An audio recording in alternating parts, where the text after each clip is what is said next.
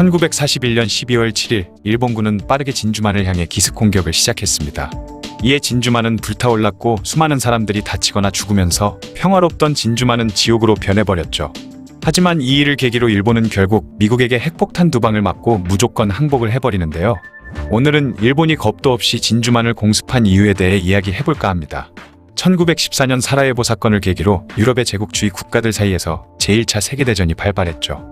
그러자 당시 영국과 동맹관계에 있던 일본도 1차 세계대전에 참전하게 되었습니다. 그렇게 약 4년 4개월 만에 독일의 항복으로 세계대전은 종전을 맞이했고, 승전국이었던 영국과 프랑스 등 유럽의 강대국들도 심각한 전쟁 후유증을 겪으며 전쟁 피해를 복구하는 데 모든 힘을 쏟고 있었죠. 이때 세계에서는 새로운 강자가 떠오르고 있었는데 그것은 바로 미국과 일본이었습니다. 1차 세계대전 이후에 국력이 막강한 나라들은 함대의 규모도 계속해서 늘리고 있었는데요. 해군력을 확충하는 데 드는 어마무시한 비용은 강대국만이 가능했었기 때문에 당시 해군력은 강한 국력을 상징했습니다. 일본은 1차 세계대전 당시 전쟁 물자를 여러 나라에 판매하며 엄청난 이익을 남기게 되었고, 이에 경제적 호황기를 누리고 있었죠. 이런 막강한 경제력을 바탕으로 일본도 해군력을 확충하기로 마음먹었으며 전함 8척과 전투함 8척을 만들어 일본 해군의 주력 함대를 늘리려는 계획인 88함대 계획을 발표했습니다. 당시 전쟁도 끝났는데 더욱 강력한 해군력을 만들려던 일본의 속내는 사실 또 다른 강대국 미국을 견제하기 위해서였죠. 하지만 미국에서는 더 이상의 전쟁 재발을 막겠다는 명목으로 당시 동아시아 지역을 차지하고 있던 미국, 영국, 일본, 프랑스, 중국 등 9개 국가를 수도인 워싱턴으로 불렀습니다. 이때 미국, 영국, 일본, 프랑스, 이탈리아 이 5개국은 해군 군비를 축소하는 협정조약을 맺게 되었는데요. 이로써 일본은 88함대 계획의 발목을 잡히게 되었죠. 사실 미국도 일본의 해군력이 강대해지고 있는 것을 견제하고 있었던 것입니다. 하지만 당시 일본이 만약 이 조약을 거절하면 국제사회에서 고립될 수도 있는 상황이었기 때문에 어쩔 수 없이 받아들일 수밖에 없었죠. 여기에 더해 미국은 1930년에 런던에서 열린 해군 군축회의에서 또다시 일본과 해군력 축소 조약을 체결하며 일본의 군사력이 강대해지는 것을 막았습니다. 그러자 일본 내부에서도 불만의 목소리가 터져나오기 시작했는데, 심지어 다른 나라들에 휘둘려 군사력을 축소한 일본 정부에 불만을 가진 세력들까지 생겨버렸죠. 그리고 이 세력은 1930년 11월 14일 평화외교를 내걸며 해군 군축 조약을 체결한 일본의 27대 총리 하마구치 오사치를 도쿄역에서 저격을 하는 사건까지 벌이고 말았고, 총에 맞은 총리는 결국에 세상을 떠나고 말았습니다. 그리고 얼마 안가 미국과 여러 나라들을 향해 일본의 불만이 터지는 계기가 된 사건까지 발생하는데요. 1931년 일본은 만주사변을 일으켜 괴뢰국인 만주국을 만들었고, 청나라 마지막 황제 부위를 꼭두각시 황제로 세웠습니다. 이때 일본의 일거수일투족을 감시하던 미국이 만주사변은 일본의 침공이라며 맹비난하기 시작했던 것이죠. 결국 국제평화를 위해 만들어진 국제연맹이 진상조사를 시작했는데, 일본 관동군의 군사행동이 있었으며 만주국이 만들어지는데 일본이 개입했고, 이것은 일본이 만주를 불법 침공한 것이라는 결론이 나버린 것이었습니다. 이에 일본 대사 마스오카 요스케는 결과에 분노하여 이 결과를 받아들일 수 없다며 회의장을 박차고 나가버렸죠. 그리고 일본은 곧바로 국제연맹을 탈퇴해버렸습니다. 일본은 사사건건 자신들을 견제하던 미국이 너무 열받고 꼴도 보기 싫었죠. 그런데 1932년에 29대 일본 총리인 이누카이 스요시도 도쿄의 총리관저에서 저격당해 사망하는 사건이 벌어졌는데요. 놀라운 점은 이누카이 총리 암살을 주도한 사람들이 다름 아닌 해군 장교와 육군 사관생도였던 것입니다. 이들은 군사력 축소 방안을 지지한 이누카이 총리를 일본의 국력을 약화시키는 나약한 총리로 여겼던 것이죠. 이 총리 암살 사건은 일본 내에서 군을 축소하려는 정부에 불만이 얼마나 가득했는지와 이 모든 걸 강요하는 미국을 향한 거센 반미 감정을 여실히 보여준 사건이었습니다. 심지어 당시 반미 감정이 얼마나 강했는지 100만 명이나 되는 일본인들이 총리를 죽인 청년 장교들을 감형해달라는 탄원서까지 냈다고 하죠. 그 결과 일본 내부에서 터져나오는 불만을 그냥 묵살할 수 없었던 데다가 1930년대에 경제 대공황이 터진 이후 지속적으로 경제가 파탄나자 일본은 내부 문제를 외부에서 해결하려는 생각을 하면서 결국 전쟁을 통해 내부의 문제와 경제적 문제를 모두 해결하기로 마음먹었습니다. 그리고 즉시 일본은 워싱턴에서 맺었던 군축조약을 파기시켜버렸고 해군력을 포함한 군사력을 증강시키기 시작했죠. 그렇게 일본 군부가 감행한 첫 번째 전쟁은 바로 중국과의 전쟁이었습니다. 중국의 자원을 수탈해 경제 위기를 타개하려던 생각에서였죠. 그렇게 1937년 7월 중일전쟁이 발발하고 말았는데, 얼마 안가 일본은 베이징과 텐진 등 60여 개의 도시를 무차별 폭격해버리기까지 했습니다. 그리고 12월에는 당시 중화민국의 수도 난징까지 점령하기에 이르렀죠. 일본은 이곳에서 도망친 중국군 잔당을 수색한다는 명분으로 최소 12만 명에서 최대 30여만 명이나 되는 중국군과 중국인을 학살한 난징대 학살 사건을 벌이기도 했습니다. 이렇게 일본이 통제 불능 상태로 마구 날뛰자 미국은 곧바로 일본의 경제적 압박을 가하기 시작했죠. 당시 일본이 가장 많이 의존하던 수입국이 미국이었는데요. 중일전쟁 당시 전함이나 무기를 만들 때 들어가는 재료의 약 74%를 미국에서 수입했던 것입니다. 게다가 전함과 항공기 등을 움직일 때 반드시 필요한 석유는 약 80%를 미국에 의존하고 있었던 것이죠. 미국은 이걸 모조리 막아버리는 초강수를 뒀던 것입니다. 이렇게 일본은 미국의 압박으로 수출과 수입의 길이 모두 막혀버렸고 원료 부족 사태까지 겪게 되면서 전쟁 물자와 비용을 수급하지 못하는 지경에 이르게 되죠. 그런데 이런 일본의 위기 상황을 타개할 수 있는 절호의 기회가 찾아옵니다. 그것은 바로 1939년 9월에 발발한 제2차 세계대전이었죠. 당시 서구 열강의 수많은 함대가 나치 독일과 전투를 벌이기 위해 동남아시아와 태평양 지역에서 자리를 비운 것이었습니다. 전부터 일본은 서구 열강들의 식민지이자 자원이 풍부한 동남아시아 지역을 호시탐탐 노리고 있었는데요. 일본이 동남아시아를 노리고 있는 걸 안 미국은 캘리포니아 기지에 있어야 할 함대를 하와이에 대거 주둔시키면서 일본을 견제하는 동시에 더 이상 태평양에서 영역을 확대하지 말라는 무언의 압박을 가하고 있었죠. 하지만 이미 눈 돌아간 일본은 1940년 9월에 북베트남 국경을 넘어서 당시 프랑스령이었던 인도차이나 북부를 점령해버렸습니다. 당시 미국은 2차 대전에 참전은 안 했지만 영국 등의 군수 물자를 지원하고 있었는데 만약 일본이 계속해서 영국과 프랑스 등 서구 열강들의 동남아 식민지를 빼앗고 전쟁에 필요한 자원을 얻는다면 결국엔 일본과 미국의 충돌은 피할 수 없는 필연적인 일이었던 것이죠. 그래서 일본은 미국의 제재가 가해지기 전에 독일, 이탈리아와 동맹을 맺어버렸습니다. 이를 삼국동맹이라고 불렀는데 삼국동맹 주요 조항 중에 한 가지가 동맹국 중 하나가 현재 유럽 전쟁이나 일본, 중국 분쟁에 관여하지 않는 국가에게 공격당할 경우 모든 정치적, 경제적, 군사적 수단으로 서로를 도울 것을 약속한다 라는 것이었죠. 여기에서 분쟁에 관여하지 않는 국가란 바로 당시 2차 세계대전에 참전하지 않고 있던 나라인 미국이었습니다. 그만큼 일본은 치밀하게 계산기를 두드려본 결과 미국이라는 수입원이 끊겼으니 그러면 동남아시아에서 수탈을 해야겠다는 생각에 이르렀고 독일과 이탈리아와 손을 잡는 것이 그나마 나았던 것이죠. 독일과 이탈리아라는 든든한 동맹국을 얻은 일본은 본격적으로 당시 프랑스와 영국, 네덜란드, 미국 등의 식민지였던 태평양과 동남아시아 일대를 점령해 나가기 시작했습니다. 그리고 얼마 후엔 인도차이나 북부뿐만 아니라 동남아시아의 대부분의 지역을 점령해버렸죠. 이에 1941년 2월 미국은 일본을 견제하기 위해 진주만 기지의 태평양 함대를 창설함과 동시에 일본의 항공기 제조에 필요한 물자 수출을 전면 금지시켰으며 석유의 수출을 완전 중단하는 등 더 강력한 경제 제재까지 가했습니다. 이에 일본은 미국과 협상을 시도했는데요. 그러자 미국은 여러 가지 협상 조건을 내걸었는데 대부분 일본에게 지극히 불리한 조건이었으며 심지어 그 중 하나는 일본이 점령한 대부분의 지역에서 철수할 것을 요구했던 것이죠. 이는 일본이 받아들이기가 힘든 조건이었습니다.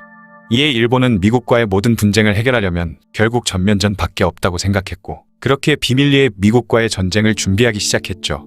또한 진주만과 오아후 섬의 지형 지물을 미리 파악을 했고 모형 군함을 제작해 공습시 진입 방법 등을 주도 면밀하게 계획했습니다. 그리고 스파이를 통해 미국의 가장 많은 함정이 항구내에 정박하는 날이 일요일이라는 것도 알아냈죠. 그만큼 치밀하게 진주만 공습 준비를 마친 일본은 태평양 함대와 비행장과 항공기를 파괴시키는 것을 목표로 두고 항공모함 6척을 앞세워 진주만으로 떠났습니다. 그렇게 일본과 미국의 운명을 좌우할 태평양 전쟁의 서막이 오르려 하고 있었죠. 미국의 경제 제재로 인해 전쟁 물자나 무역 등 모든 물꼬가 막힌 일본은 심사숙고한 끝에 미국과의 전면전을 하려고 마음을 먹었습니다. 그렇게 일본은 진주만을 기습해서 그곳에 주둔하고 있던 태평양 함대를 전멸시키거나 아니면 최소한 괴멸 직전 상태로 몰아간 뒤 미국이 복구에 힘을 쏟는 동안 동남아시아를 점령하고 그곳에서 미국에게 전적으로 의존하고 있던 석유와 여러 전쟁 물자들을 얻으려는 심산이었죠. 그리고 더 나아가 동남아시아의 섬들을 요새화한 뒤 미국이 쳐들어왔을 때 미국의 전력을 소모시켜 공세 의지를 꺾고 훗날 더 이상의 결전 없이 어떻게든 일본이 유리하도록 평화협상을 성사시키려는 속내가 들어있었습니다.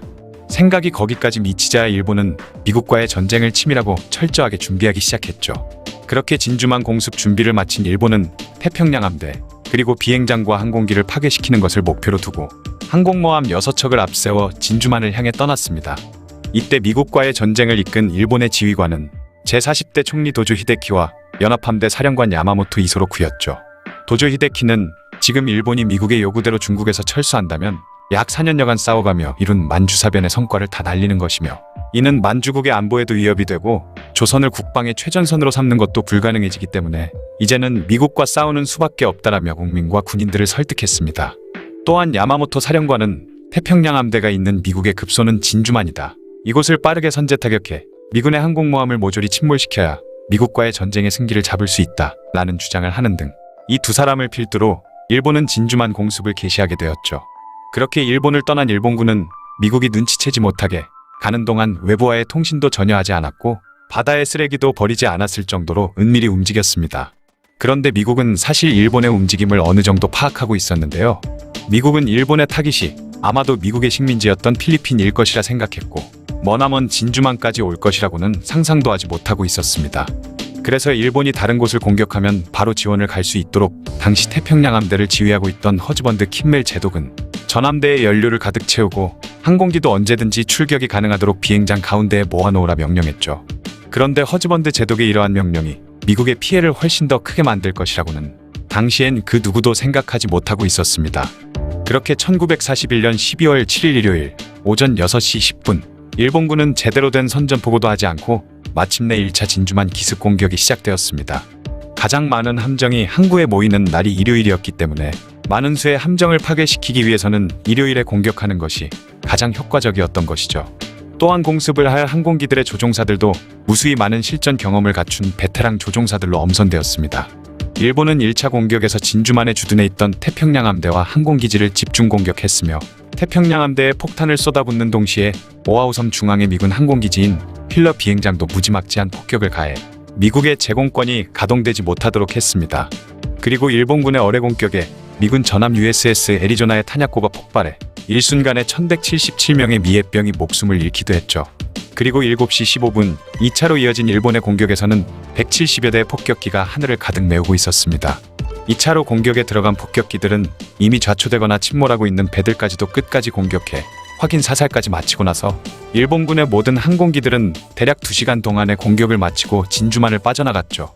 2차 공격이 끝난 후 일본의 한 장교는 3차 공격을 가해 미군의 오일 탱크와 병참기지 등 다시 태평양 함대를 재건시킬 수도 있는 곳들을 폭격해야 한다며 항공모함의 지휘관 나구모에게 건의했는데요. 하지만 나구모는 더 공격에 나섰다가는 정신을 차린 미군의 반격에 손해를 볼 수 있다고 생각해 더 이상의 모험은 하지 않은 채 3차 공격을 허락하지 않았습니다. 그렇게 3차 공격이 중단되었고, 이는 훗날 일본에게 치명적이고 뼈아픈 실수가 되죠. 아무튼 두 차례에 걸친 일본군의 무지막지한 공격은 살아남은 사람들마저 평생 트라우마와 후유증에 시달리게 했던 만큼 끔찍했습니다. 불과 몇 시간 전까지만 해도 평화로웠던 진주만이 비명소리가 가득한 아비규환의 장소가 되어버렸죠. 이때 미군 태평양 함대의 피해 규모는 어마어마했는데요. 전함 3척이 침몰했고 18여 척의 군함이 파괴되었죠. 그리고 188여 대의 항공기도 작살이 났으며 미군과 하와이 주민들을 포함해 3,600여 명의 인명피해까지 났습니다. 반면에 일본군의 손실은 항공기 약 29대와 군함 6대, 그리고 60여 명의 사상자에 불과했죠. 진주만에서의 이 전투는 미국의 완벽한 패배였습니다. 아까 말한 3차 공격을 하지 않은 우를 범한 일본은 또 다른 치명적 실수를 하고 마는데요. 원래 일본의 처음 목표가 연합함대 사령관 야마모토 이소로쿠의 주장과 같이 태평양 함대의 주력이라 할 수 있는 항공모함들을 침몰시키는 것이었는데, 당시 일본은 단 한 척의 항공모함도 침몰시키는데 실패한 것이죠. 그 이유는 진주만 공습이 있기 며칠 전에 미국의 항공모함들은 다른 작전 수행을 위해 진주만을 떠나 있었기 때문입니다. 이 사실을 일본도 뒤늦게 알게 되었지만 이미 본토에서 수천 킬로미터나 떨어진 진주만까지 온 이상 기습 공격을 포기할 수 없었던 것이죠. 이때 침몰시키지 못한 미국의 항공모함과 3차 공격 중지는 결국 훗날 일본을 무너뜨리는 데 가장 큰 역할을 하게 됩니다. 또한 당시 미국은 1차 세계대전을 겪었기 때문에 전쟁보다는 평화를 원하고 있었는데요. 하지만 일본이 진주만을 공습해 수많은 미국인들이 죽고 다친 결과 오히려 미국에서 여론이 일본의 복수를 하기 위해 전쟁을 불사해야 한다고 뒤바뀌어버리는 역효과를 불러버렸죠. 그렇게 미국의 대통령 루즈벨트는 2차 세계대전에 참전하지 않겠다는 과거의 약속을 깨고 1941년 12월 8일 진주만이 초토화된 날을 치욕의 날로 선언한 후 일본과의 전면전을 선포했습니다. 이날 루즈벨트의 연설에 전쟁을 기피하던 미국 내 분위기도 180도 뒤집혀 사람들은 기다렸다는 듯이 환호했죠. 그리고 일본과의 전면전 소식에 미국인들은 입대를 자원할 만큼 애국심이 뿜뿜하고 있었으며 착실히 일본과의 전쟁을 준비해 나갔습니다. 반면 일본은 강대국 미국과의 전쟁에서 이겼다 보니 나라 전체가 떠들썩한 축제 분위기였죠. 심지어 진주만을 공격하다 사망한 9명의 군인을 진주만의 9군신이라 칭하며 신격화하기도 할 만큼 승리에 도취되어 있었습니다.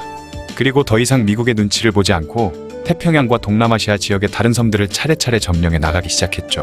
게다가 불과 6개월 만에 거의 대부분의 동남아시아 지역을 모조리 점령하기에 이르렀죠. 이로써 일본은 인도양에서 태평양을 아우르는 굉장히 넓은 지역을 차지하게 되었습니다. 이런 어마무시한 일본의 팽창을 본 미국은 이를 갈며 복수전을 계획하고 있었는데요. 일본과의 전쟁을 치르기 위해 치밀하게 전략과 전술을 세우고 군사훈련을 하는 등 만반의 준비에 나서게 되었죠. 미국의 루즈벨트 대통령은 전쟁의 책임을 물어 허즈번드 킴멜 제독을 해임시켰고 새로운 태평양 함대의 사령관으로 체스터 니미츠를 임명했습니다. 니미츠 사령관은 당시 굉장히 유명했던 인물인데요. 심지어 그의 이름을 딴 USS 니미츠 항공모함이 있을 정도이죠. 게다가 육군하면 메가더, 해군하면 니미츠라는 말이 있기도 했습니다. 아무튼 니미츠는 태평양 함대의 전력을 재건하기 위해 먼저 파괴된 함선을 수리하는 데 온 힘을 집중했죠. 그 결과 단 3척을 제외하고 나머지 함선들이 불과 3개월 만에 모두 복구되었습니다. 그리고 파견 나가 있던 항공모함들을 다시 불러 모은 뒤 공습이 있고 나서 5개월이 지났을 무렵 일본에 대한 복수전을 실행하기에 이르렀죠. 복수전의 목표는 바로 일본의 심장부인 도쿄였고 1942년 4월 18일 비로소 도쿄 공습작전이 실시되었습니다.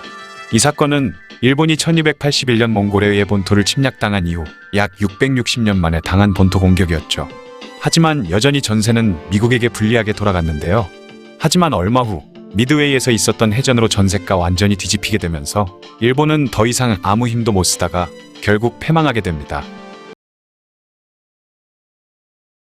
진주만을 공습당해 일본에 완벽한 패배를 한 미국은 이를 갈며 복수의 기회를 엿보고 있었습니다. 전쟁을 기피하던 미국 내 분위기도 일본의 복수를 해야 한다며 180도 바뀌어버렸죠. 이에 루즈벨트 대통령은 일본과의 전면전을 선포했고 그렇게 새로운 태평양 함대의 사령관으로 체스터 니미츠 장군이 임명되었습니다. 니미츠 사령관은 불과 3개월 만에 파괴된 전함들을 수리해냈고 마침내 1942년 4월 18일 도쿄로 진격했죠. 니미츠 사령관은 항공모함이 격침될 위험도 있으니 일본 본토 가까이 가지는 않았습니다. 그 대신 짧은 항속거리를 지닌 기존 전투기가 아닌 항속거리가 긴 장거리 폭격기로 교체했죠. 다만 이 방법은 굉장히 위험한 방법이었는데요. 그 이유는 장거리 폭격기가 이륙하기 위해서는 활주로가 길었어야 했는데 활주로가 굉장히 짧은 항공모함에서 폭격기를 이륙시키는 것 자체가 굉장히 힘들고 위험했던 것입니다. 자칫하면 폭격기만 바다에 수장시킬 수도 있는 위험한 시도였던 것이죠. 하지만 기적적으로 바다에 추락할 뻔한 위기를 간신히 넘기고 이륙에 성공한 미군의 장거리 폭격기 16대는 일본 도쿄로 날아갔고 작전대로 도쿄에 폭격을 가할 수 있었습니다. 미군의 폭격으로 일본은 약 400여 명의 사상자가 발생했죠. 비록 엄청난 피해를 입지는 않았지만 일본 국민들은 본토가 심지어 수도인 도쿄가 공격당하고 민간인까지 희생당하자 충격과 공포에 사로잡히고 말았습니다. 그러자 일본은 미국이 다시는 일본 본토를 공격하지 못하게 하기 위해 다음 공격 목표를 미드웨이 제도로 잡았죠. 미드웨이에는 1941년 미국의 해군기지가 만들어져 미군의 전략적 요충지였는데요. 일본의 계획은 미드웨이 제도를 점령하면 미군이 쉽게 일본 본토를 공격해오지 못할 것이고 진주만에 주둔하고 있는 미 해군이 미드웨이로 공격하려 오면 그때 기습을 가해 미군에 큰 타격을 줄 생각이었던 것이죠. 심지어 일본은 이곳을 훗날 하와이를 점령하기 위한 발판으로 삼을 예정이었습니다. 또한 미드웨이에서 격전이 벌어지기 직전에 일어난 산호의 해전에서 일본은 미국의 항공모함 렉싱턴과 요크타운을 침몰시켰다 생각해 사기가 하늘을 찌르고 있었죠. 그렇게 일본은 항공모함 4척과 항공기 280여 대를 이끌고 두 나라의 운명을 뒤바꿀 미드웨이로 향했습니다. 이에 반해 미국은 항공모함 2척에 항공기 360여 대를 보유 중이었죠. 단순히 전력만을 봤을 땐 항공모함이 2대나 더 많은 일본이 굉장히 우세한 상황이었습니다. 그렇게 1942년 6월 4일 새벽 일본은 항공모함 4척에서 기습적으로 일제히 항공기를 출격시키면서 미드웨이 해전이 발발했죠. 하늘을 뒤덮은 항공기들은 금세 미드웨이 상공으로 날아가 미군 기지에 무차별 공습을 가했습니다. 한참 공습을 하는 와중에 일본군은 무언가 이상한 걸 느꼈는데요. 폭격 중인 미군 기지에 미군 항공기들이 온데간데 없이 사라져 보이지 않았던 것이죠. 그런데 이때 갑자기 엄청난 수의 미군의 항공기들이 나타나 미군 기지를 폭격 중이던 일본 항공기들을 공격하기 시작한 것입니다. 사실 미국은 일본의 계획을 다 알고 있었던 것이죠. 미드웨이 해전이 벌어지기 전에 미국의 암호 해독반은 일본군의 무전 교신을 도청해 그들의 암호를 해독하고 있었습니다. 그런데 일본군의 교신에서 AF라는 단어가 자주 등장했고 다음 공격 목표가 이 AF라는 걸 알게 되었죠. 그래서 AF가 과연 어디를 의미하는 건지 생각하던 중 예전에 진주만을 공습했을 때 일본군이 AF에서 떠오른 정찰기를 조심하라라는 무전을 한 걸 감청했던 것이 떠올랐고 그렇게 AF는 아마 미드웨이일 것이라고 예상하고 있었던 것입니다. 하지만 당시 AF는 하와이다, 남태평양의 어느 섬이다, 샌프란시스코다 등 여러 의견이 쏟아져 나와 의견이 분분한 상황이었죠. 이에 확실한 증거를 잡기 위해 암호해독반은 일부러 미드웨이의 식수가 부족하다라는 내용의 거짓 교신을 했는데 미군의 이 미끼를 확 물어버린 일본은 이틀 후에 AF의 식수가 부족하단다라는 무전해버린 것이었습니다. 일본이 이 무전 교신을 하는 걸 도청해서 듣게 된 미군은 AF가 미드웨이라는 걸 확신했고 비로소 일본군의 다음 목표가 미드웨이라는 걸 알 수 있었던 것이죠. 그래서 니미츠 사령관은 즉시 군을 움직여 일본군의 허를 찌를 만한 만반의 준비를 갖추고 있었고 마침내 일본에게 역습을 가할 수 있었던 것입니다. 한편 일본군은 1차로 보냈던 항공기들이 미군 항공기에 역습을 당하기 전에 2차 공격을 가하기 위해 항공기들을 출격시켰는데요. 그때 일본 항공기들의 모든 무기는 지상공격용 폭탄들로 가득 실려 있었죠. 2차 공격을 떠나고 약 30분이 지났을 무렵 미드웨이 제도 주변에 미군의 항공모함이 기습을 준비하고 있었다는 무전이 오고 만 것이었습니다. 당시 일본은 미군의 항공모함이 다른 곳으로 파견을 나가 있을 거라 예상하고 있었기에 만약 미드웨이에 구원을 온다 해도 적어도 2, 3일은 걸릴 거라 생각하고 있었죠. 그렇게 꿈에도 생각하지 못하던 항공모함이 갑자기 나타난 것입니다.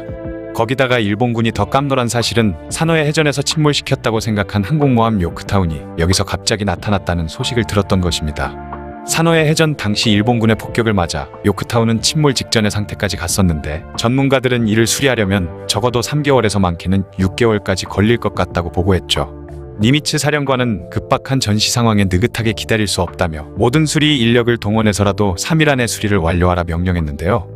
더 믿을 수 없는 건 일단 급한 수리만 한 뒤 진주만에 있던 모든 인력들이 동원되어 태평양을 이동하면서 수리를 밤낮으로 계속한 결과 극적으로 3일 만에 그리고 미드웨이 해전이 벌어지기 직전에 마무리되었던 것입니다.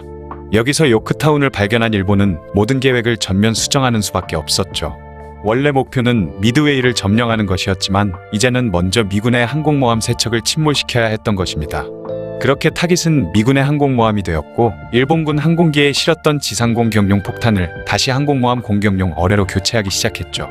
하지만 이미 미국의 반격이 시작되고 있었습니다.